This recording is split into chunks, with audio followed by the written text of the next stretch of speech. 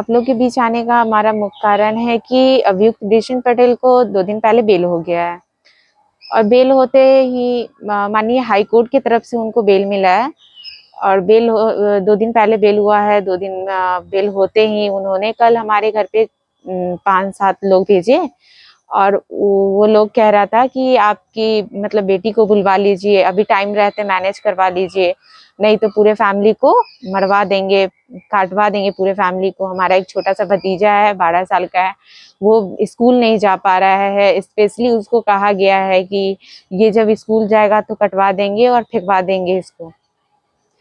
तो और हमारे सारे फैमिली का फोटो खींच के ले गया, मतलब लेके गए हैं वो लोग।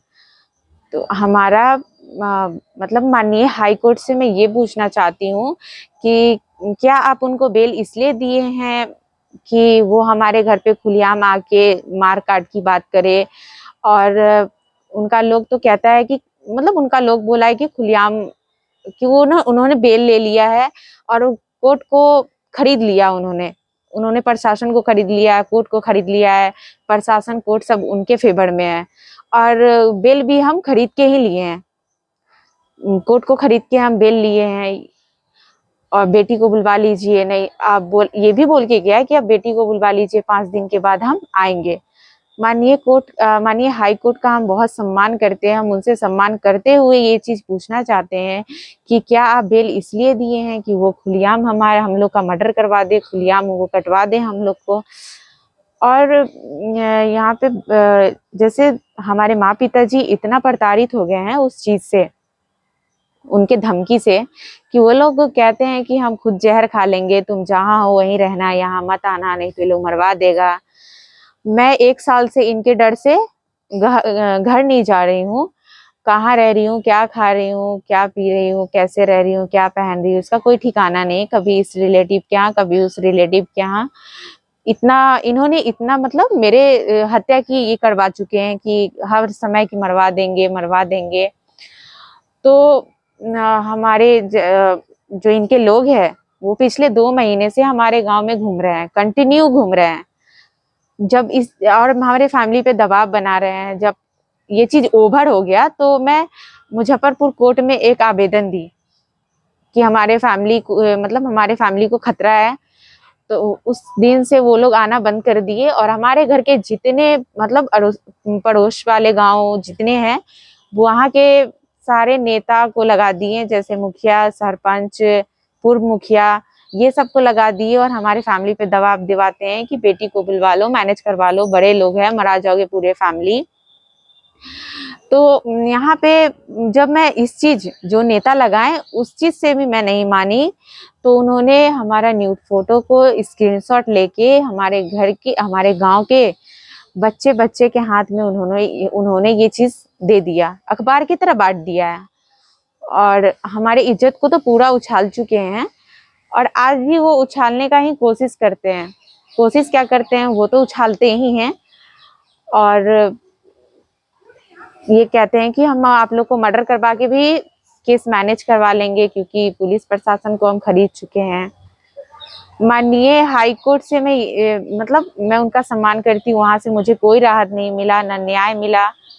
और मुझे माननीय मुजफ्फरपुर कोर्ट से मुझे बहुत राहत मिली, जैसे उनका बेल खारिज किया गया, उनका अरेस्टिंग वारंट निकाला गया। तो मुझे हाई कोर्ट से तो राहत नहीं मिली, लेकिन मैं अपना लड़ाई आगे जारी रखूंगी। आगे तक मैं जाऊंगी, सुप्रीम कोर्ट भी जाऊंगी। माननीय सुप्रीम कोर्ट से मुझे पूरी उम्मीद है कि वो हमारा गुहार सुनेंगे और मुझे न्याय मिलेगी वहां से।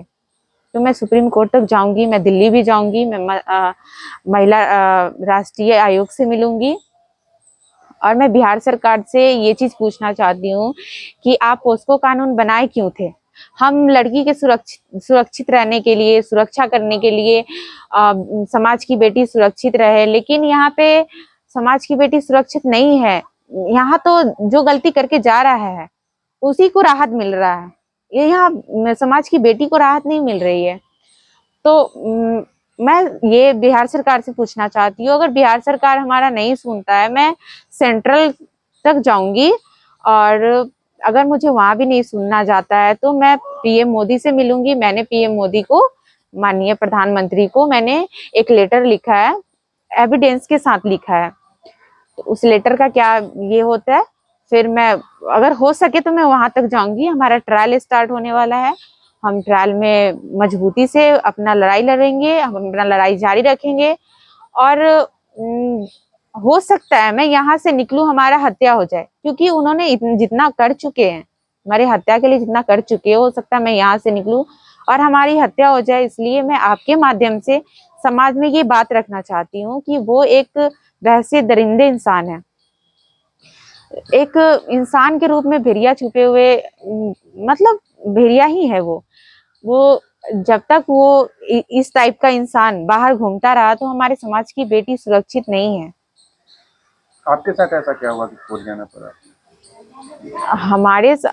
वो मुझे 2 साल से एक मेरे शोषण करने की वीडियो बनाए, और एक नहीं वो कितने सारे वीडियो बनाए। उनके फोन में बहुत सारे वीडियो, अगर पहले उन पे जांच बैठी होती, उनके पास पावर है, अगर उनके पावर को यूज करते हैं वो, अगर उनके पास ये चीज नहीं होता तो वो बहुत पहले ही कानून, अगर उन पे ये जांच बैठी होती तो वो अभी सलाखों के अंदर ही होते हैं। क्योंकि जो चीज उनके फोन में है, जो चीज वो करते हैं, कितनी सारी बहुत सारी लड़की का वीडियो, जितने बार वो शोषण करते हैं, बहुत सारे नेता का वीडियो उनके फोन में है। मैंने ये जो वीडियो था हमारी शोषण करने की वीडियो, मैंने अपने जान पे खेल के उनके फोन से निकाला और कोर्ट में ये चीज प्रस्तुत किया। तो मैं हाई कोर्ट से ये, मतलब माननीय हाई कोर्ट से ये पूछना चाहती हूँ कि मैं इतना बड़ा साक्ष्य दी हूँ आपको, लेकिन फिर भी आपने उनको बेल दिया, उनको राहत दिया है, जिसमें साफ साफ दिख रहा है कि उनके द्वारा मेरा शोषण किया जा रहा है। आप उनके संपर्क में कैसे हैं? मैं हमारे गांव में वो एक जनसभा करने आए थे, जहाँ पे नौकरी की बातें कर रहे थे। तो मैंने कहा कि मैंने 2-4 लोग थी और जाके बात की कि आप लोग आते हो, ये चीज कह के चले जाते हो, लेकिन ऐसा कुछ नहीं होता, आप लोग नौकरी नहीं देते हैं। इन्होंने बोला कि ठीक है, आप अपना नाम, एड्रेस और नंबर लिख के दे दो। मैंने लिख के दिया और उसके रात को ये कॉल किए और बोले कि कल तुमको पटना आना है। तो हम इनसे बोले कि पटना का तो कोई आइडिया नहीं है। तो ये बोले कि बस से आ जाओ और यहाँ से हमारा ड्राइवर तुमको रिसीव कर लेगा।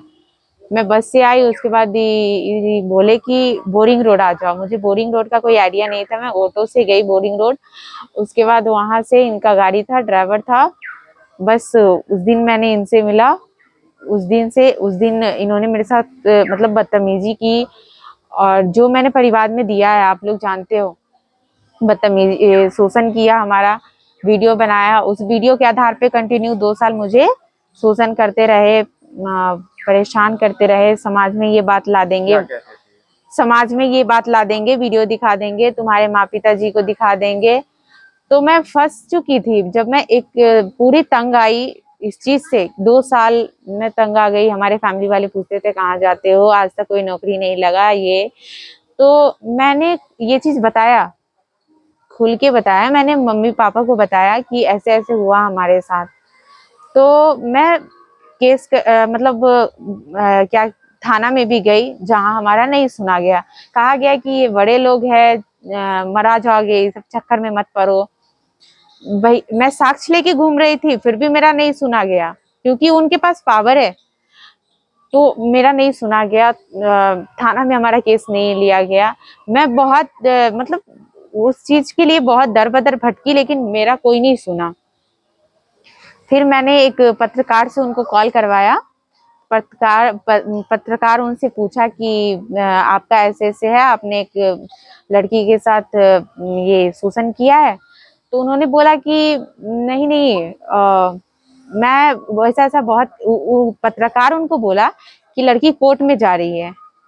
तो वो बोले कि मैं ऐसा ऐसा केस बहुत देखा हूँ, और एक और सही बोल दीजिए केस करने के लिए। ऐसे ऐसे लड़की को बहुत देखे हैं, कितना को हम पैक करा चुके हैं, इसको भी पैक करा देंगे, जिसका रिकॉर्डिंग मैंने पत्रकार कोर्ट में दिया है।